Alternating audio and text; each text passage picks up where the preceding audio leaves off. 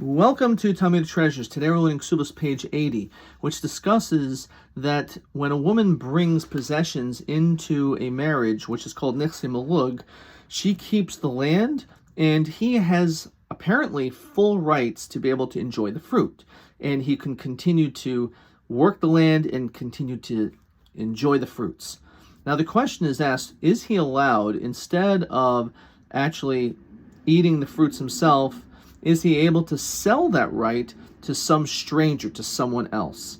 So in this, the Talmud says that he's not allowed to. And the question is, why not?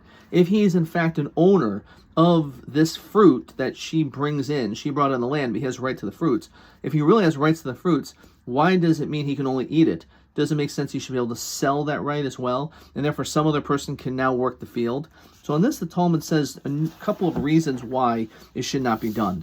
One is because of what's called Rebbe Besa, that it's understood that even though he has rights to the fruits, it doesn't mean that he is going to be just eating it for himself. He's more likely going to be sharing this together with his family. And therefore, in the event that he would sell that right, then all of a sudden that ability is gone. However, in the event that he would keep those fruits, which is the whole concept of why she's bringing this land in, is not just so he could just keep it for himself, those fruits, but also for him to be able to share it with others. So therefore, because of that, that's one reason why he should not be able to sell. Another interesting reason, in which has a lot of practical applications, is because this person who is buying these fruits is probably not going to care about the land. He doesn't own the land. Now, the husband doesn't own the land either. It's his wife's. But it's his wife's. So it's understood that while he works the fruits of the land and eats the fruits of the land, he's not going to destroy the property in the process. He's going to make sure that the land is in good shape and good condition. However, this other person may not necessarily take the same care in the property, and therefore, because of that, it will actually diminish the value of the land. And that's the second reason why a person cannot do this. And this makes a lot of sense. We know if you are a homeowner, how do you treat your home? As opposed to if you are simply renting a property. Now, of course, a person who rents a property, there's a lease in which you can't just destroy the place because you lose your deposit. But in reality, we know that a person is not going to put the same amount of care in the property that they're renting than the property that they're owning.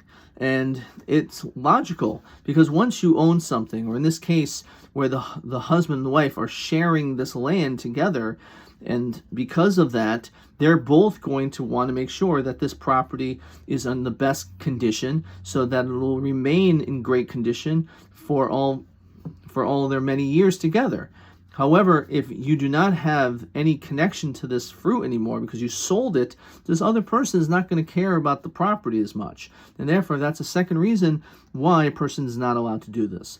Now, the Talmud does mention there's the distinctions between this. Whenever the Talmud gives two reasons, it must be because sometimes one applies when the other one doesn't.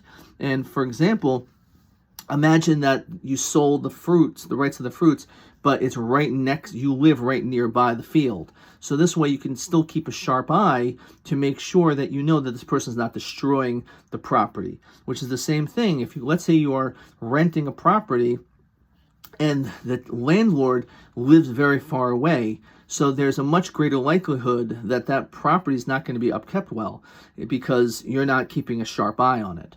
And therefore, when it comes to a landlord, it's certainly worthwhile. If you own a property and you're renting it, you want to be nearby to make sure that the property is being kept up well by those who are renting it. And therefore, according to that logic, we would say, well, maybe you would be able to sell it because of the reason of it being destroyed, the land. However, there's still the element of sharing this fruit with your family, and for that reason, we would still say he cannot do so.